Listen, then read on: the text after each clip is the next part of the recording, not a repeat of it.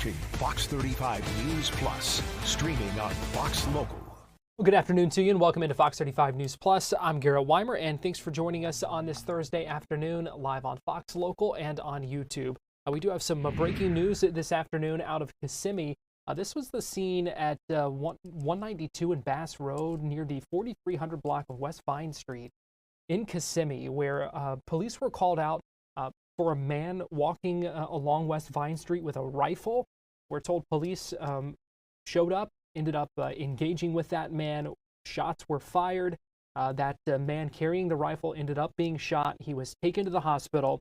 We do expect Kissimmee Police Chief Charles Broadway to speak at 5 o'clock. You see the mobile command center out there, quite a large scene, a lot of crime scene tape around a building there as well. So waiting on more details, again, expected at 5 o'clock.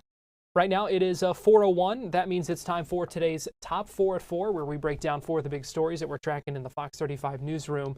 And joining us this afternoon for our Top 4 at 4 is Fox 35 News anchor LuAnne Sorrell. And LuAnne, we appreciate you joining us. Yeah, good to be here.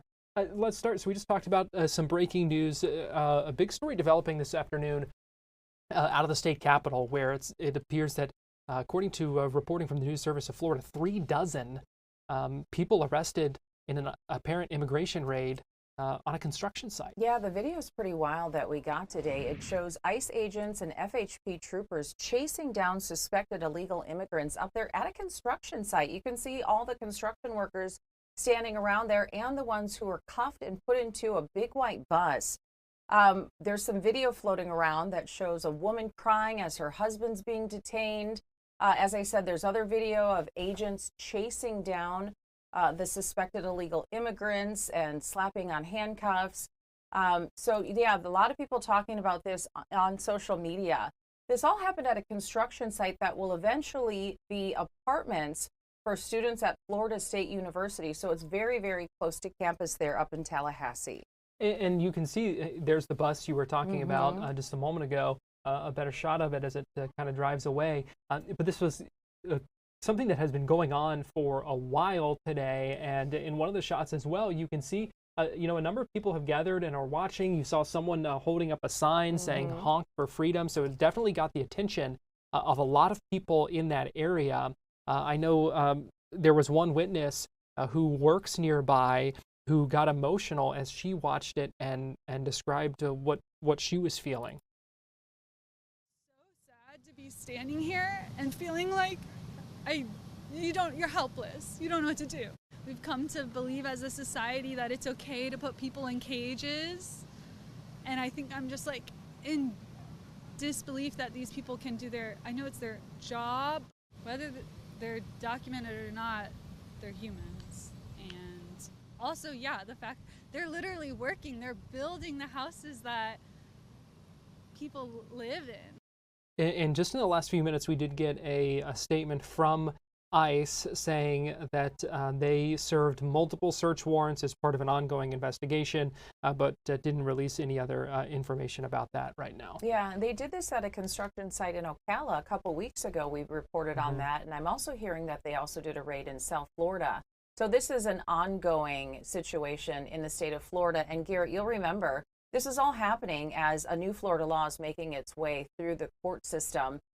We do have a new law that makes it illegal to even be in the state of Florida if you are undocumented. So as that all plays out, it obviously hasn't stopped the raids from happening. Right. Yeah, that specifically, that has kind of gone a lot of back and forth with that. It's unclear where that's going to go. Certainly something to watch. And we are seeing more of these raids here in the state of Florida.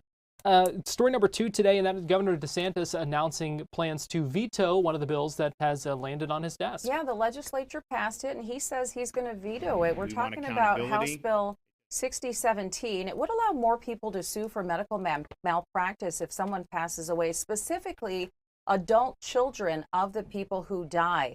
Governor Ron DeSantis says this bill would lead to a surge in lawsuits, and it would make it difficult to recruit doctors to come to the state of Florida. And he says it would also drive up health care costs here in the state. So he has vowed to veto this bill, and we'll have to see if the legislature overrides his decision and passes it. But that's where things stand as of now. That's a good point, because it did pass. I had the numbers earlier, but I think I got rid of them here. It did pass, by a fairly wide margin in both chambers. So I didn't crunch the numbers to see if they would have enough to override that veto. But certainly something that would be interesting to see, because we know the session isn't over. They've extended it, so there's potentially a chance that they could. Yeah. But this would have repealed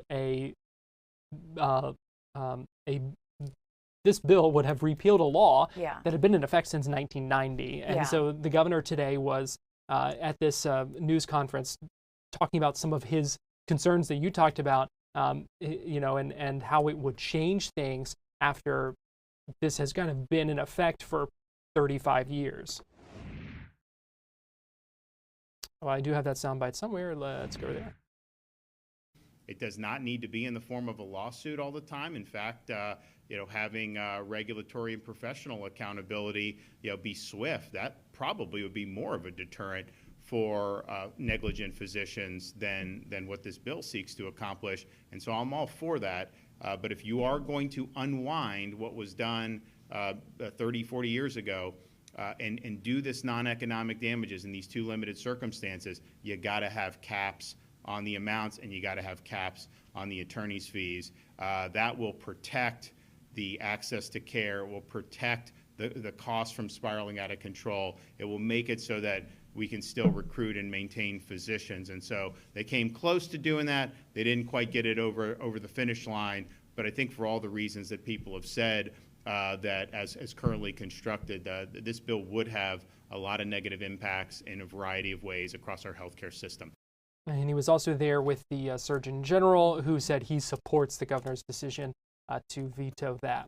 Story number 3, that is a DeLand man arrested in the shooting of a teenager over the weekend. Yeah, a 16-year-old was just riding in the car with his parents in the back seat after a graduation party late Saturday night into Sunday morning. A stray bullet just comes by and hits him in the head. So they've been searching, for the gunman ever since. They made an arrest last night. It's 25-year-old Travis Fowler. They say he got into a fight with another man. They have surveillance video of him pulling out a gun and firing. Then he allegedly went to a gas station and used his EBT card to buy something. So they used the information on that card and the surveillance video to track down Fowler, who lives nearby. And they say, this is the guy who opened fire and hit a teen driving down the street in the head with a bullet. We did speak with the victim's family off camera, and they say he's still recovering, and it's going to be a long road for that teenager. This is a video here of the arrest of that suspect you were talking about. He was pulled over during a traffic stop. That's how they were kind of able to kind of make that first contact with him.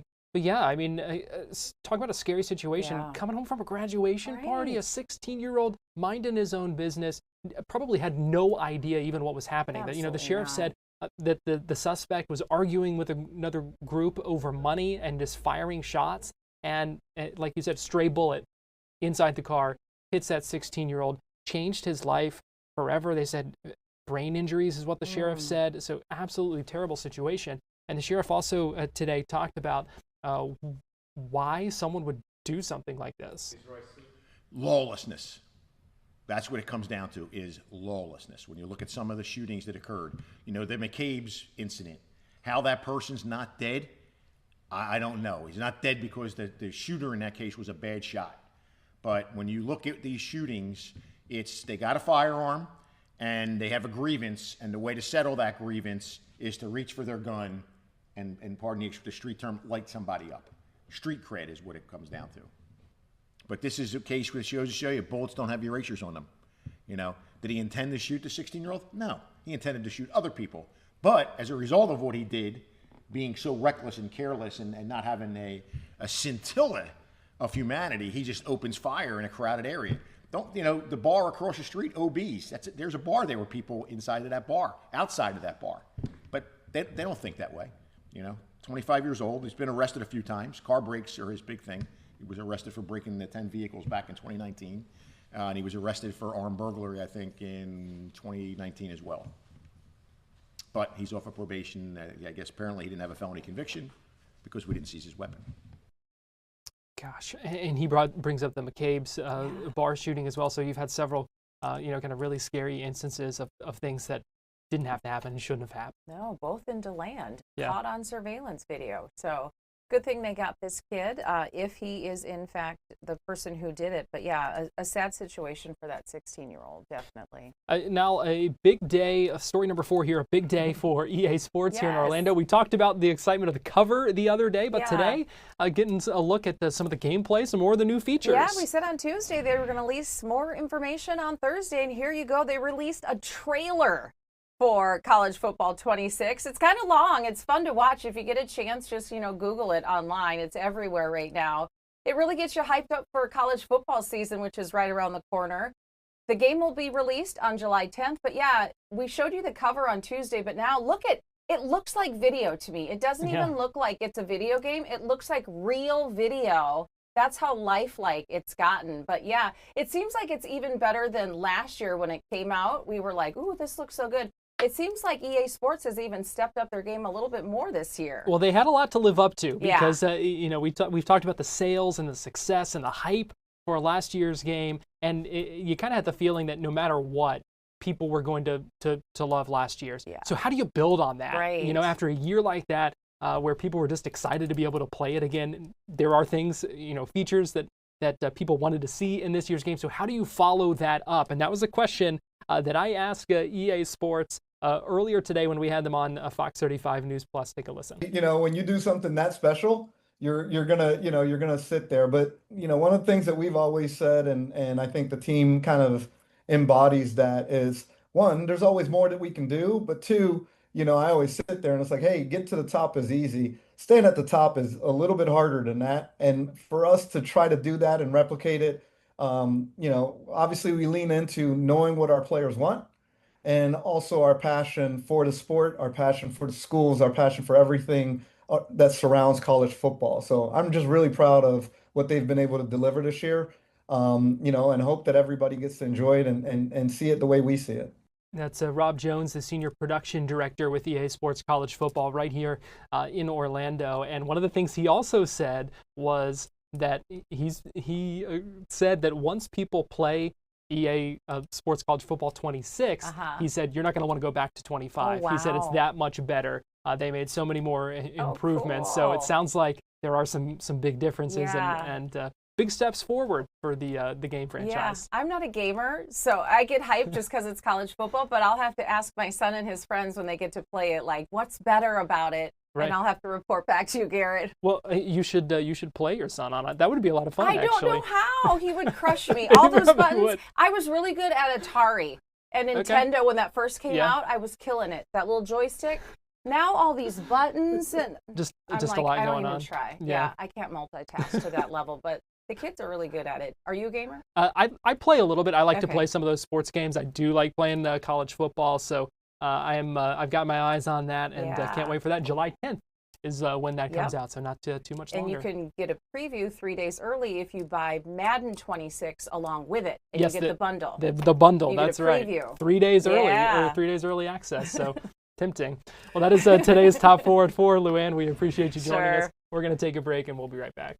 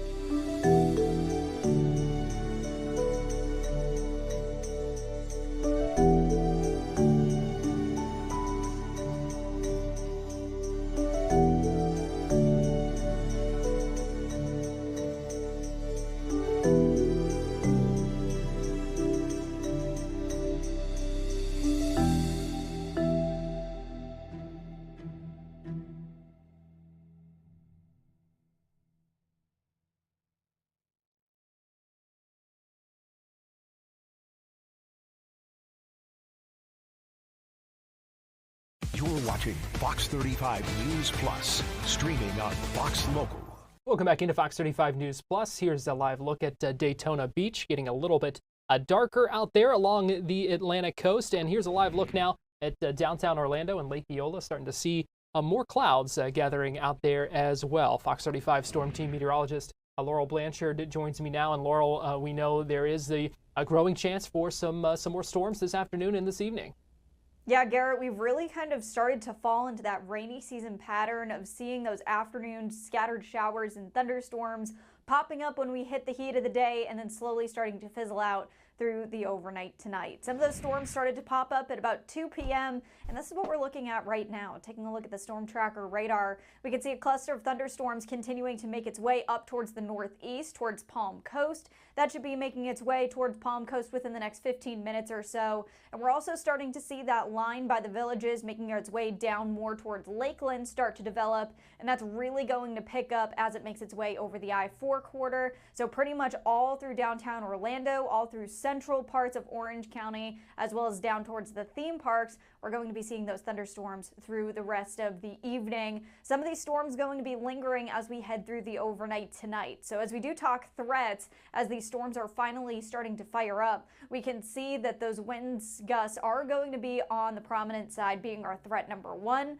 We saw some gusty winds and a lot of lightning yesterday, so we're also going to keep the possibility of some hail. And with that hail, it could lead up to about quarter size. So quarter is in the coin size. So between a quarter and a ping pong ball, that's the size of hail that we could see at maximum, especially in the strongest storms that we see today. Also, with a lot of rain in a short amount of time, flash flooding is also not out of the question, as well as seeing the very low but not zero possibility of a very brief spin up or seeing a funnel cloud at some point this evening as we see those storms finally start to calm down and fizzle out a little bit later on tonight. So through the rest of the evening, let's time it out. Those storms continuing to develop, really hitting their peak probably within the next hour, 2 hours, but by 7, 8 o'clock, things should finally start to calm down. We still could see some more of those storms continuing to just linger, but nothing too severe as we head through the rest of the overnight tonight. Now Friday, a little bit of a different story. You'll notice that it's going to be pretty cloudy as you're headed out the door tomorrow morning. Seeing those storms starting to fire up a little bit earlier than what we've been seeing for the past couple of days, starting to fire up probably at about noontime tomorrow, and that's because we're keeping an eye on a cold front that's really increasing our rain chances, taking a look at Saturday morning. So seeing those thunderstorms as we take a look through your Friday afternoon, right at about lunch hour, starting to fire up, continuing to push off coast at about 4 p.m., and then we're keeping an eye on this cold front. This is really going to impact areas across Gainesville, Dixie, Levy County, very, very early your Saturday morning, continuing to impact areas across Orlando as we take a look at about 8 a.m., but things really starting to fizzle out and calm down. This is going to lead to a beautiful back half of the weekend. You can see right there those storms continuing to move into the Orlando area at about 8 p.m., and this is what's really going to fire up those storms earlier on in the morning and then quieting down as much cooler air pushes in behind this cold front, really cooling us down, but also clearing us out and giving us a little bit of a break from those afternoon scattered showers and thunderstorms for a couple of days. Yeah, a short break, but a break nonetheless. We will certainly take it. Meanwhile, we are tracking the tropics already before the start of the hurricane season in the Pacific. Yeah, in the Pacific Ocean, big asterisk right there.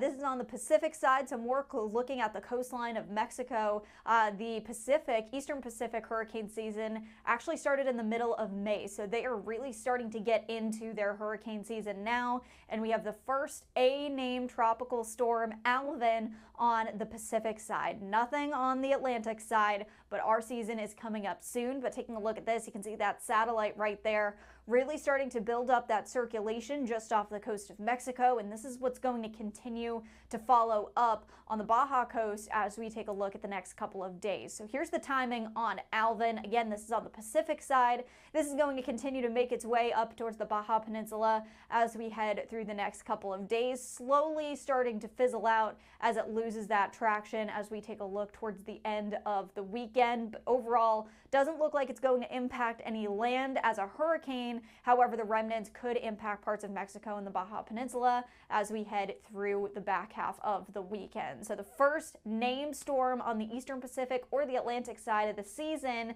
and we're going to continue to keep an eye on our tropics as we take a look at the next couple of days.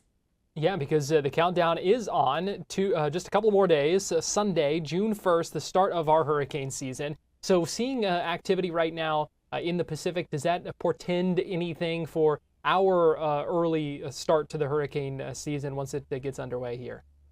Great question, Garrett. Overall, the activity doesn't really correlate, but there's really not enough research in order to back it up.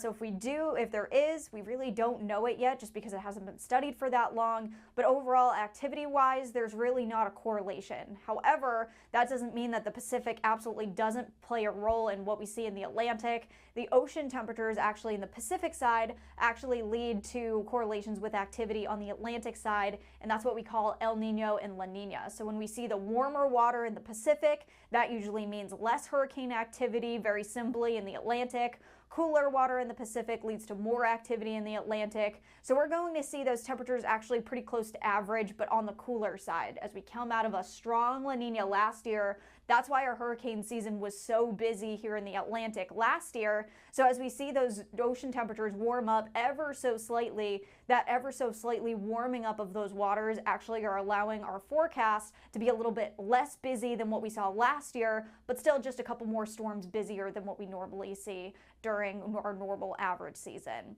But as we do take a look at what we normally see in the month of June, again, our hurricane season starts on June 1st. We can see the tropical activity zones. This is where we see normally a tropical activity really start to build up as we take a look at the start of hurricane season. From last year, we saw Beryl impacting areas across the Gulf Coast of Texas, and really this is what we could see, seeing the potential of a little bit of that just climatologically data, really seeing that potential for some storm development in the Gulf and along the East Coast, because simply that's just where the warmest water is. So that makes sense right there. So that yellow blob that you can see right there, that's ultimately where we could see some development. And as we take a look towards the middle and end of June, we do have about a 20% chance of seeing some sort of tropical development in areas along the Yucatan Peninsula. So that's something that we're going to watch. Still very far off. This is just a little bit of model suggestion, but that's something that could be on our radar as we continue into hurricane season.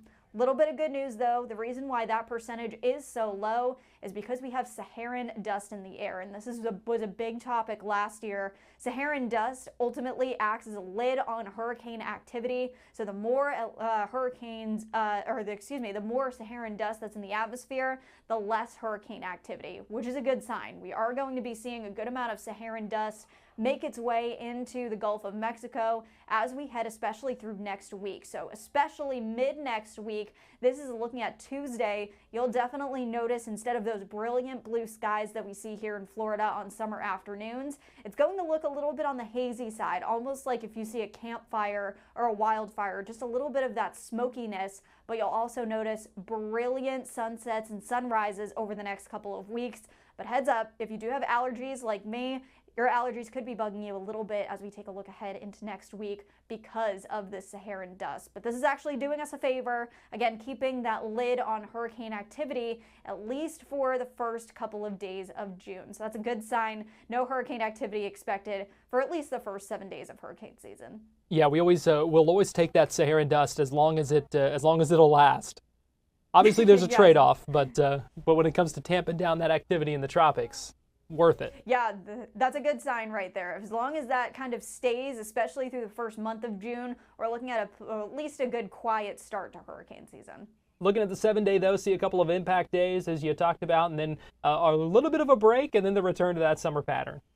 Yeah, and that's really all due to that cold front. Like we mentioned a little bit earlier on, cold front going to be dipping down. That's what's going to fire up our storms through the day tomorrow. Some of them could be on the strong or severe side, so make sure you're staying weather aware with us here in the Fox 35 local app, as well as through your Saturday. So Saturday morning, as we see the big increase in storms early on, again, possibly impacting Orlando at about 8 a.m., slowly starting to quiet down through the afternoon, but smooth sailing on Sunday. Sunday definitely looks like the pick of the weekend before we see those afternoon scattered showers and thunderstorms really pick back up starting at about Wednesday and Thursday. All right, at least we have one day on that weekend to really make the most of. Fox Yeah, 35. definitely a good day to get outside for sure. Yeah, Fox 35 Storm Team meteorologist Laurel Blanchard. We appreciate you joining us here on Fox 35 News Plus. Thanks, Garrett. We're going to take a break, and we'll be right back.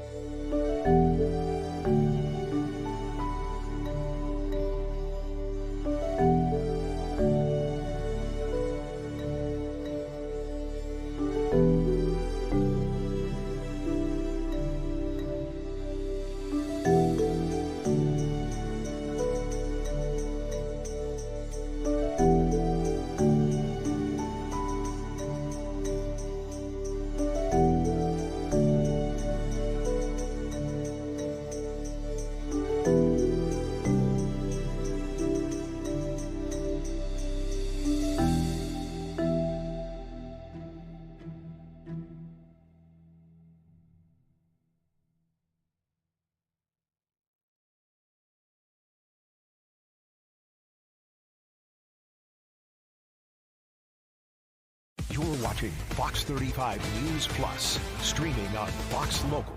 Welcome back into Fox 35 News Plus. I'm Garrett Wymer, and thanks for joining us. In our top four, we talked about Governor DeSantis vowing to veto the bill that would repeal the so-called free kill bill, medical malpractice bill, or law here in Florida. After that news conference where the governor announced that, we heard from several speakers during that, but he was also asked several questions, including about his take on Dr. Santa Ono, the finalist who was approved by the University of Florida Board of Trustees for the new presidential role there at the university in Gainesville, but is still awaiting confirmation from the Board of Governors. There has been some controversy about that. Here's what he said about that and several other topics as well. So on the UF presidential, I appoint people to the boards of trustees and the Board of Governors, and they do these searches and they bring in candidates. And so with the respect for the University of Florida, I don't know the candidate. He was the president of the University of Michigan, which is usually considered one of the top public universities in America, and he wants to come to Florida. Now, people have pointed out a lot of statements that he has made that are not exactly what we're looking for in a state where woke goes to die. And I cringe at some of these statements. But basically, I think the folks that were involved in the search, after having interviewed him, spent time with him, it's their judgment that he's really kind of reached the limit on the campus leftism, and he would want to leave Michigan, where that is prevalent, to Florida, where it's frowned upon, because he wants to be more in line with what Florida is doing in our policies. And they really believe that. Now, there's other folks that haven't necessarily talked to him. They see all these, and they're like, you can't do it. So he's going to go in front of the Board of Governors, and I appointed all those folks, and so they'll make the judgment. But people are saying, well, you could have a woke here. No, that's not going to happen, because if he were to go in and do that, he will lose his job in Florida. We have expectations about what we want in higher education. We don't want it to be a fountain of activism or leftist indoctrination. And if you go in that direction, then you will not have support to continue. And so either way, we will continue to have a higher education system that's really leading the way. Our expectations are clear, not only in law, which we have, such as by eliminating DE&I, but also in other actions that we have taken. And those expectations will need to be met one way or another. When we had the Hamas stuff breaking out across the country and you had this stuff at Columbia University, all these other places, people said, oh man, it's not happening in Florida. I wonder why. Well, it wasn't a mystery why. If a president of a university in Florida allowed that to happen, they would no longer be the president of a university in the state of Florida. It's just that simple. So we have expectations for it, but I've appointed these people to do their job. I wasn't the one that picked the candidate or this or that. It's my view is like, let them do their job, let the process unfold. But however it works out, we will continue on the direction that we will, one way or another. The city of Naples just lost an appeal to stop a drag strip from going on Of course, it comes that that state law is still blocked. How far is the state willing to take this fight to the Supreme Court? We are going to protect the innocence of our children. Why would it be problematic to say you can't do this stuff that's sexually explicit in front of minors? That used to not even be something that would be questioned. Now somehow you have folks going into court and they really want to push the envelope on this stuff. And I want Florida to be family friendly. We fought the fight about the schools with the edge, particularly for the young grades, about, are you going to be like California where you report to second grade and you're not learning math or English, you're learning about changing genders? That's unacceptable. And we laid down the marker here. So parents in Florida should know that we're on their side, and these kids should not be robbed of their innocence. So when you have some of this stuff where you'd have these establishments where you could have minors in there, and that's not consistent with good policy. So we stand for the protection of the children, and we're going to continue to do that. With the state budget still in limbo, are you concerned that this sales tax holiday could be effective? A lot of people take advantage. Well, it already has been effective. I mean, you remember I proposed a Second Amendment tax holiday that was supposed to start on Memorial Day weekend. So you would have had a lot of folks that would have been able to go out and bought ammunition, bought firearms, and not had to pay any tax on it.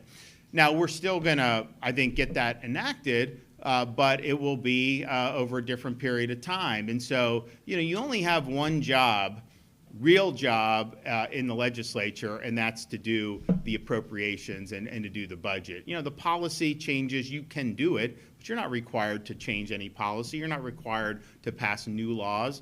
A lot of times they pass laws that it's not like more laws or better laws, right? I mean, as we've seen. So that's the one thing that they're supposed to do. They ended at the beginning of May without really much of a way forward.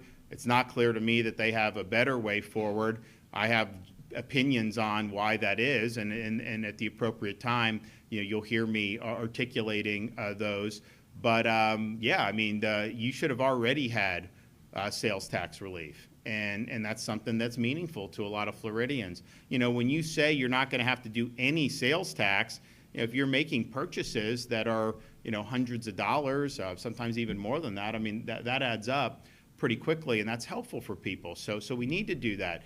We need to continue doing the holidays we do. We're just starting hurricane season. Why would we not want to do disaster preparedness holidays so you can load up tax-free on what you need in case? Now look, knock on wood, hopefully we get a respite from hurricane this year. And in reality, they do kind of come in bunches, and then sometimes you'll have several years where you don't have any. So hopefully we get into a respite here. But we can't assume that. We've got to prepare as if we're going to have. People have really used that in big ways. We also proposed a summer tax holiday on marine fuel. People want to go boating and go fish. You get the fuel tax free. That's something that was very popular. People want to do. Of course, we do back to school tax holidays, which are good for parents, and on and on. So we should just keep doing that. It's been something that's been successful. And then, what I've been saying is, we don't have an income tax We have one of the lowest per capita tax burdens for state, if not the lowest in the country, certainly one of the lowest 3 or 4. But what people are saying with tax is local property tax relief. That's what people want. You know, I propose to do relief this year, leading into next year, where we're going to put it on the ballot so that, you know, we can just assure people actually own their homes and that they don't have to pay rent to the government for their entire existence. That's not the way this was supposed to be. And honestly, I think it would be huge for the state of Florida. So that was Governor DeSantis earlier today in Fort Myers. We are going to take a quick break here on Fox 35 News Plus. As we do so, give you a live look at the Thunder truck patrolling the interstate in Orlando. As we get closer, you see hitting some traffic as expected this time of day, and you're seeing some clouds gather as well as those storms approaching on the radar. We're going to take a break, and we'll be right back with more Fox 35 News Plus after this.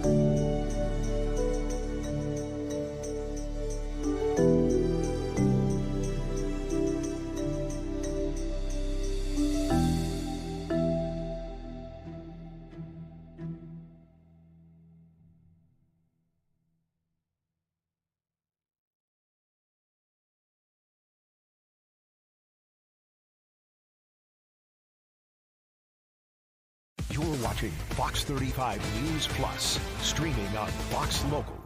Welcome back into Fox 35 News Plus. Skies getting darker in Volusia County, Daytona Beach here from our Hard Rock Hotel camera. Still some folks out on the beach making the most of the warm weather. It is that time of year where a lot of folks are heading to swimming pools, heading to the beach, spending time around water. And we know there are a lot of bodies of water, whether natural or man-made, here in Florida, and that can sometimes cause some problems, because we also know that Florida has among the highest drowning rates nationwide, and that according to statistics, each year in the state of Florida, enough kids under the age of 5 drown to fill several preschool classrooms.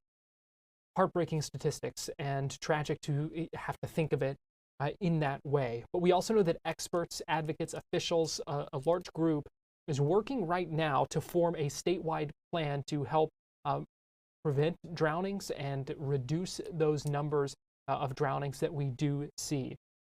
There was a meeting yesterday held at the community center in Eatonville where they started the process of creating a Florida water safety strategy. This is part of the U.S. National Water Safety Action Plan. It's a nationwide 10-year roadmap that is aiming to reduce drowning deaths all across the United States. And it's taking a statewide look, state-by-state look, to address the different problems that are in different states to kind of meet that overall nationwide goal. Earlier today on Florida Live, I spoke with Megan Ferraro. She is the executive director of the ZAC Foundation, and she's also the chair of the U.S. National Water Safety Action Plan. And I talked with her about what happened in yesterday's meeting, the next steps for creating this plan here in Florida, and what it is about Florida that is particularly challenging when it comes to addressing these steps and trying to reduce drownings here. We know that drowning is the leading cause of unintentional death for children under the age of 4, and the second leading cause of death for children under the age of 14 all across the United States. We know that drownings happen not only in backyard residential pools, but in open bodies of water like rivers, lakes, the ocean, canals, and in disaster response and preparedness situations. So we need to teach children and parents all about water safety from the earliest of ages. And water safety looks like learning how to take swimming lessons, both children and adults, parents and caregivers taking CPR classes, learning how to give CPR at the time a water tragedy or an event may occur. We need to have, very important in Florida, barriers, four-sided fences surrounding backyard swimming pools so that children can't just open that sliding glass door and walk right into a pool area. We need appropriate drains, VGB compliant, regulatory compliant drain covers that are safe and that children cannot become entrapped in. And when we're in open water, we need to be wearing devices like life jackets, Coast Guard approved life jackets, always swimming if you're at the beach in front of a lifeguard, never swimming alone.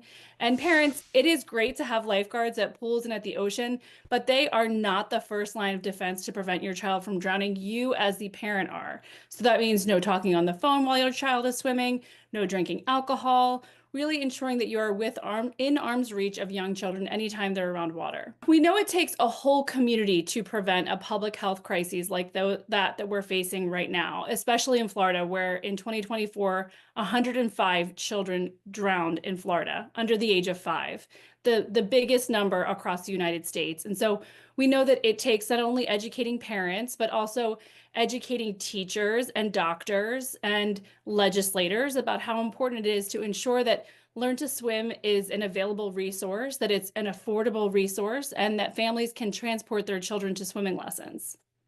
And that's where these strategies, kind of come in, working to address this and reduce the drowning deaths. I know this meeting yesterday. If you could talk to us a little bit about what happened at the meeting yesterday. I know that they broke into a number of different working groups focusing on all kinds of different priorities, all kinds of different aspects of different angles of looking at this. Yeah, so we're looking at developing strategies for things like swimming lessons. When should children be taking swimming lessons? What is the best ratio of number of children to instructors in a swimming lesson setting? How to increase the number of lifeguards that are available in a community? How to ensure that lifeguarding certification and training is easily accessible and available, which we know it is through our partners at the American Red Cross. We want to make sure that children and parents know that life jackets must be worn when children and adults are in open water. We want to ensure that parents and caregivers understand that CPR is an important resource that must be delivered anytime a drowning occurs. It increases the rate of survival significantly. And we're also having working groups that are focusing on first responder preparedness around four-sided fencing, gates and latches and alarms leading out to pool areas. We want to make sure that not only are all these important layers of protection in place, but also that we're thinking about emerging trends like weather events that are causing flooding in communities, that are causing canals to be overfilled, that are creating unusual circumstances where people in Florida are drowning.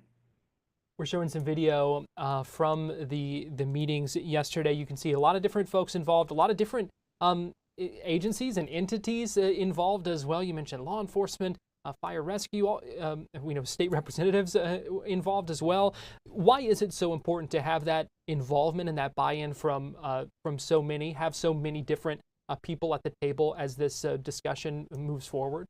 Right, and important to have a multitude of voices that are participating in the process because we did have, county health officials, aquatics professionals, law enforcement, first responders, but we also had affected family members. So families who have lost a child or a family member to a drowning, like Sarah Perry, whose son Aiden drowned in 2022 while trying to rescue a driver.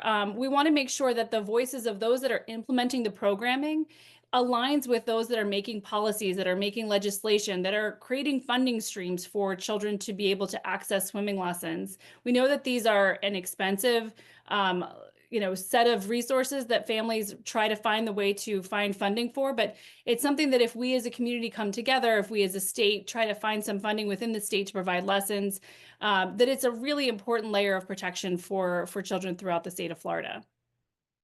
Florida would be the fourth state to develop a plan under this U.S. National Water Safety Action Plan. Why is that so important that it's not just at the national level, but also drilled down specifically to the state? We know that prevention is local. We know that people listen to people in their communities. A parent wants to listen to their doctor, not a doctor, a pediatrician at a national level. They want to talk to their pediatrician. They want their pediatrician to assure them that swimming lessons are safe, that they're a critical resource. We want to make sure that swimming lessons feel accessible within a community, that there are swimming pools that are available in your community. You're not having to drive a far distance to ensure that your child has this important resource. We also know that water safety and drowning prevention strategies look different from state to state. I was involved in the California strategy, which was the first strategy that was published about exactly 2 years ago. That strategy in California looks very different than the strategy in Florida, which looks different from the strategy that was published in New Jersey, that's going to be published in Texas and in Hawaii. So it's important for each state to really do the work, to look at their data, to look at their challenges, and to look at their opportunities, because each state does have their own unique challenges, but they also have a unique set of resources. Florida is a state that loves its people, that loves to protect its people, and that takes child injury prevention very seriously. And so there's a lot of really important and critical stakeholders that can help us really dig into the issues and challenges in Florida and create some solutions. What are some of those particular challenges in Florida? I would imagine just how widespread water is, lakes, all kinds of sources of water. I would imagine that has to be a big one. Sure. So obviously you're surrounded by water on 3 sides in the state of Florida, but you also have, as you mentioned, lakes and rivers and many canals, as well as probably more backyard pools, certainly as many as, if not more than Arizona and California. And you also have an increasing kind of real estate market where people are buying homes at an unprecedented rate. And those homes may have pools that are not up to code, that don't have those 4-sided fences to prevent a child from easily wandering into a pool. And so if you are a homeowner, if you have young children or grandchildren that are going to be visiting your home in Florida, make sure that your home has a 4-sided isolation fence, that you have a door alarm or a bell that will chime anytime a sliding glass door is opened. Really ensure that you have those layers of protection in place. It's important for children to learn how to swim. It's also important for adults to learn how to swim, and for those CPR lessons to be readily available in community centers all across the state of Florida. Well, it's important work. Megan Ferraro, Executive Director of the Zach Foundation and the Chair of the U.S. National Water Safety Action Plan. We really appreciate you joining us this afternoon here on Florida Live. Thanks for having me, and visit watersafetyplan.us to learn more about this National Water Safety Plan. And the Florida strategy will be available by the end of 2025, ready for implementation in 2026. We're really excited that Florida is a leader across the United States in this issue, and grateful to be here today. Thank you, Garrett. And as she said, hoping to have that plan drafted by the end of this year, launched next year. And again, Florida would be the 4th state to develop such a plan. We are tracking more breaking news here on Fox 35 News Plus, and an update on a story we brought you earlier. FDLE now saying that more than 100 illegal immigrants were detained at this construction site in Tallahassee earlier today. You're seeing video on the bottom there. You're seeing a photo from HSI Tampa. That is the agency that led this investigation today, along with teams from Miami, Jacksonville, U.S. Marshals as well. Again, more than 100 illegal immigrants some of which, according to HSI Tampa, were previously deported. Others had criminal backgrounds as well. This was a construction site in Tallahassee. You see that bus pulling away in the video. A construction site where off-campus student apartments for FSU being built there. So that was what was going on as this scene was being raided earlier today. You also see crowds there gathered around watching as this happened. According to HSI Tampa, those undocumented immigrants from Mexico, Guatemala, Nicaragua, El Salvador, Colombia, and Honduras as well. That's all the details, but then you see this tweet as well from FDLE saying all of them thought no one would notice. Florida noticed. So that was an update now. We had previously reported several dozen, about 36 or so, that were arrested. We now know that number more than 100. Breaking news here on Fox 35 News Plus. We're going to take a quick break, and we'll be right back after this.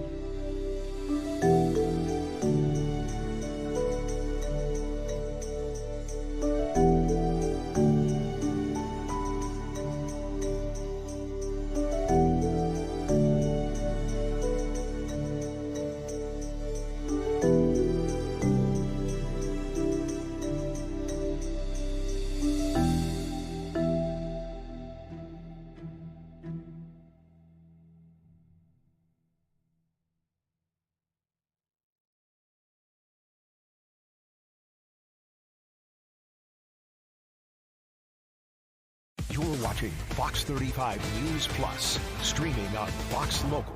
And welcome back into Fox 35 News Plus. I'm Garrett Wymer, and thanks for joining us. Scary scene in Melbourne as a semi-truck had some sort of malfunction and ended up being stuck on train tracks right before a train came through. The train arms came down. Thankfully, the driver of that truck was able to get out and it was able to stay safe. No one was reported hurt on the train either after it plowed into that truck. Fox 35's Esther Bauer spoke to a rail safety advocate to talk about the scary situation. Well, it looks like that the semi had some kind of issue that caused it to stop on the tracks. And unfortunately, the train came along and the semi that was stopped where it shouldn't have been was hit by the train. And as you've been seeing with some new pictures coming in, it's not just the semi and the train facing damage. Speak with me, a lot of the tracking system, arms, lights, a lot of stuff is going to need to be fixed. It looks like that there is some damage to the crossing protection, the crossing signals, the arms. Some of that got knocked down. They'll be put back up and rebuilt. I can't tell you specifically if there's any other damage, but as the truck gets dragged along, there can always be some damage to the track. That's all got to be inspected and checked out to make sure that's in good operating order as well. What will the next few days look like here in terms of construction crews being out trying to make fast fixes, and then train traffic will likely be slow? Train traffic will be slowed. There will be, people out there working to rebuild all of this. Anytime there are workers working on the track, there is a slow order put in place to keep them safe. So all of the passing train traffic will have to slow down. Most likely, they'll only be using one of the two tracks there while they're working on it. Once the track is inspected and the track itself is okay, if they're just working on the crossing protection, then they can use both tracks. But again, I don't make that call. So speak with our viewers. You think when an emergency happens, 911, I'm just going to dial that first. When it comes to a train specific problem, there are different numbers than 911 that people should be calling. The most important thing I need people to realize that if there is an incident that is affecting a railroad crossing, if there is someone on the tracks, if there's a car stopped on the tracks, the first thing anybody should do is you look at the crossing sign. There is a blue and white sign at every railroad crossing in the country called the emergency notification sign, ENS sign. Blue and white, it has an 800 phone number. It has a crossing identification number that identifies exactly where you are to the railroad. So that if you call that 800 number and tell them you're at this crossing number, they know exactly where you are. And those are the people that can talk directly to the trains immediately to stop the train traffic. Because while calling 911 is great, then 911 has to make this call. And we're just adding minutes into the important factor of getting the trains notified that there's a problem on the crossing. That's how we prevent these things from happening. Yeah, so Jim, talk with us. Could this train have stopped if someone someone at that stopping saw the arms go down, called the 800 number? Could this crash have been stopped? I'm sure that with 1 minute or 90 seconds notification, the train could have been stopped. It can happen that quickly. It's not hard. And again, especially with FEC, when you call that number, you're talking directly to a dispatcher who can talk directly to the train. There's no other layers involved. Other railroads, it may work a little differently, but with FEC, when you call that number that's posted on the crossing, you are talking directly to someone who can stop the train. Now, when you hear a 1-800 number, people can be like, oh my gosh, I'm going to go through an automated system. I'm going to have to answer. This is not a normal 1-800. This is happening now, emergency, let's get stuff moving fast. Correct. This is going to get you directly to a person that can stop the train traffic if needed. And then, Jim, just reaction. Everyone on board that train seems to be doing well. This semi-truck driver made it out. How are you feeling that everyone survived? I'm always glad when there are no injuries.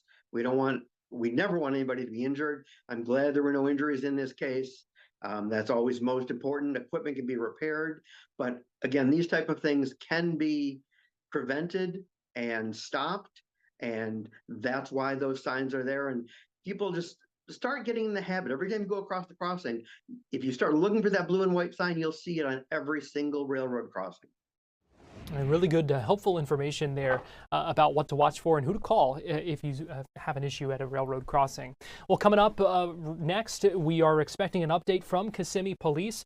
Chief Charles Broadway expected to give an update on this officer-involved shooting where police ended up shooting a man who was armed with a rifle in Kissimmee. You're looking at the left where the news conference is expected to be. On the right, a live look at the scene there with investigators on the scene. So that's going to do it for us here on Fox 35 News Plus. We are standing by for those updates from Kissimmee Police.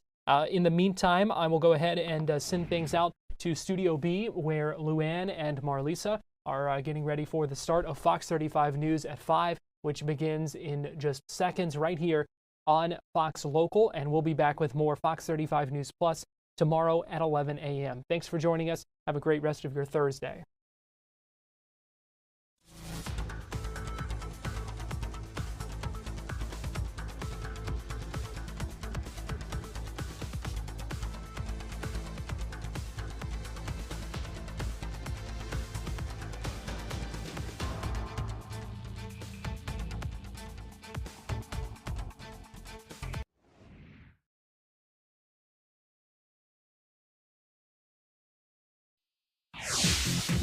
Right now on Fox 35 News at 5, a man pokes an alligator in the eyes. Sounds crazy, but that may have been what saved a group of kayakers' lives. Hands up! Hands up! Hands up! Let me see your hands. A father